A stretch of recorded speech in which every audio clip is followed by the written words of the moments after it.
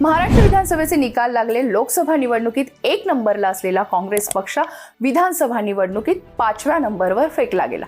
या दोन्ही निवडणुकीत काँग्रेस पक्षाचे प्रदेशाध्यक्ष होते नानाभाऊ पटोले। निवडणुकीवेळी प्रदेशाध्यक्ष असलेले नानाभाऊ हे आपल्या पारंपरिक मतदारसंघातून फक्त 250 मतांनी निवडून आले।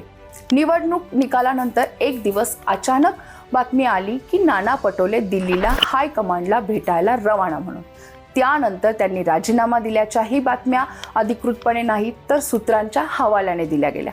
काही दिवसांनी महाराष्ट्र प्रदेश काँग्रेसच्या प्रदेशाध्यक्षपदी हर्षवर्धन सपकाळ यांच्या नावाची घोषणा दिल्लीतून झाली। तेव्हा नानांच्या राजीनामा नाट्यावर पडदा पडला। पण हेच नाना राजीनाम्यानंतर गायब आहेत, ना मीडियात ना कोणत्या आंदोलनात। यावरच आज आपण सविस्तर चर्चा करणार आहोत। गेले नाना कुणीकडे? तर मग YouTube उघडा, विश्लेषण व्हॉइसला सबस्क्राइब करा।